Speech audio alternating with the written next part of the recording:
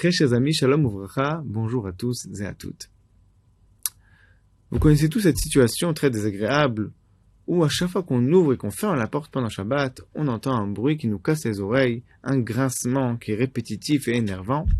Et on veut savoir est-ce que pendant Shabbat on aurait le droit de prendre quelques petites gouttes d'huile et de les mettre dans les gonds de la porte pour faire taire cette porte qui nous dérange pendant Shabbat. Autre cas de figure, dans un endroit où il y a un hérouve et qu'on peut sortir avec la poussette pendant Shabbat, et que les roues de cette poussette font un bruit insupportable et en plus elles tournent pas très bien. Est-ce qu'on aurait le droit de verser quelques petites gouttes d'huile sur l'axe de la roue pour qu'elle tourne mieux et qu'elle arrête de faire ce bruit qui nous dérange pendant Shabbat? Est-ce que ce serait permis ou interdit pendant Shabbat?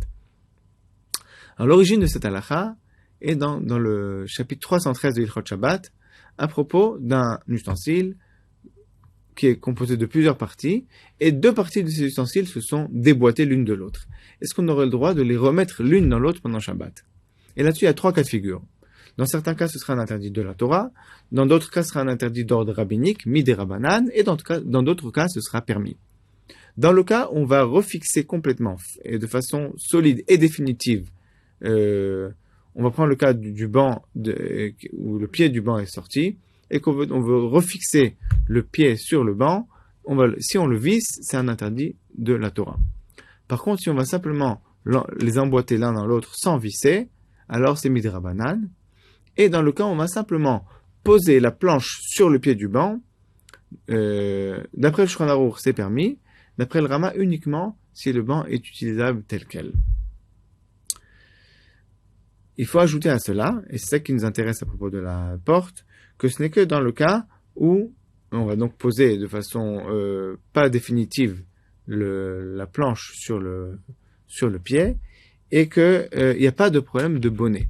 Par contre, si on le fait de façon où ça va tenir pendant longtemps, même si c'est pas très solide, mais ça va tenir pendant longtemps, alors le fait de rendre de nouveau ce kéli, cet ustensile apte à l'utilisation, il y a un problème de maké bepatish. On a réparé l'ustensile pendant Shabbat. Maké bepatish, à l'origine de la melacha, c'est le fait de donner un dernier coup sur un objet pour le rendre apte à l'utilisation. Mais ça comprend aussi le fait d'améliorer un objet pour pour lui améliorer son utilisation. Et c'est là que les acharonim font le rapport avec notre cas de la porte.